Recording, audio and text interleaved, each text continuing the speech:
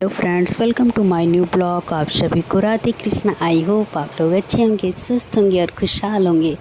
सुबह हो गई थी, मैं भी नहा धोकर अपने लड्डू को भी नहलाकर उनका सारा श्रृंगार करके पूजा पाठ करके आ गई मैं किचन में मैंने गर्म पानी पिया। उसके बाद मैंने नाश्ता भी कर। मैंने पूछा चावल क्यों भिगा रही है, तो वो बोली कि आज पत्ते वाली पकौड़ी बनेगी और चावल थोड़ा सा पिसा हुआ, उसमें डालने से पकौड़ी थोड़ी कुरकुरी होती है। फिर 2-3 घंटा तक चावल भीगा और इधर फिर मम्मी आ गई उसको पीसने। चावल को मिक्सर में लेकर अच्छे से धुलकर फिर उसमें मिर्चा लहसुन डालकर फिर अब मम्मी उसे पीस डाली। और इधर फिर आ गई मम्मी पत्ता तोड़ने। पत्ता मतलब अरबी का पत्ता जो मेरे घर में ही है। और ये देखिए यहाँ है मेरा पत्ता, अब तो टूट चुका है। उसके बाद मैं आप लोगों को दिखा रही हूँ।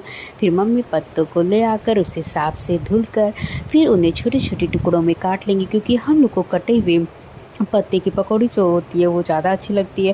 वैसे तो बहुत तरह बनता है, एक फोल्ड करके बनता है, उबाल कर भी बनता है, पर ये जो कटे हुए बनते हैं इसकी पकौड़ी हम लोग को ज़्यादा अच्छी लगती है। फिर मम्मी ने काट लिया। उसके बाद मैं थोड़ा सा उसमें कटा हुआ पत्ता ले ली, क्योंकि मुझे अपने लड्डू के लिए अलग बनाना था, उसमें लहसुन नहीं पड़ता।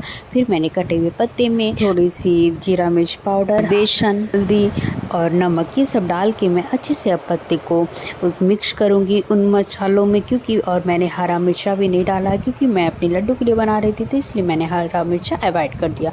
अब मैं कढ़ाई रख कर उसमें तेल डालूंगी। जब तेल अच्छी तरह गर्म हो जाएगा फिर मैं उसमें इस पत्ते वाली पकौड़ियों को मैं डालूंगी।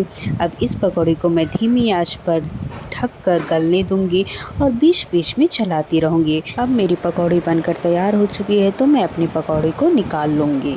और मैंने सिर्फ 5 ही बनाया था अपने लड्डू के लिए। और इधर मम्मी जो अपना पत्ता काटी हुई थी उसमें बेसन और चावल जो पिसा हुआ था उसको डाल दिया, और उसमें थोड़ी सी अलग मिर्ची भी छोटे छोटे टुकड़ों में काट कर डाल लिया। इन सबको डालने के बाद उसमें बेसन डालकर अच्छे से मिक्स कर दिया और नमक भी डाल लिया। मिक्स करके अब मम्मी अपना पकौड़ी बनाएंगी, क्योंकि तेल अभी गर्म ही था, तो मम्मी ने सोचा कि लाओ बना लेती हूँ। तो मम्मी अपना पकौड़ी बना रही हैं।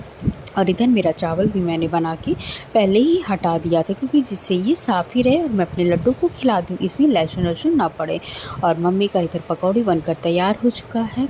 अब मम्मी आ गई हैं कढ़ी बनाने। कढ़ी ये थोड़ी अलग तरह की है सर। इसके लिए मम्मी ने कढ़ाई रखा, कढ़ाई में मेथी का दाना डाला और थोड़ी सी अजवाइन डाला। और जब ये चटकने लगा तो इसमें मम्मी जो वो पेस्ट बनाई थी चावल और लहसुन इन सबको डाल दिया इसमें। और मम्मी ने सरसों भी पीसा हुआ था उसको भी इस पेस्ट में मिलाकर डाल दिया। अब मम्मी इसको अच्छे से भूनेंगी जब तक ये अच्छी तरह से भून ना जाए। अब ये अच्छी तरह से भून चुका है, तब इसमें मम्मी बेसन जो पानी में घोल कर रखी हुई थी इसको डाल दी और इसको अच्छे से चलाया। और मसाले तो ऑलरेडी मम्मी ने मिक्स किया हुआ था।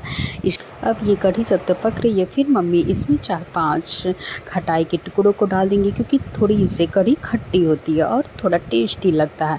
अब ये कढ़ी पक रही है, लगभग 10-15 मिनट तक धीमी आंच पर ये पकेगी। उसके बाद इसमें मम्मी जो तली हुई पकौड़ियाँ थी उसको भी डाल दिया।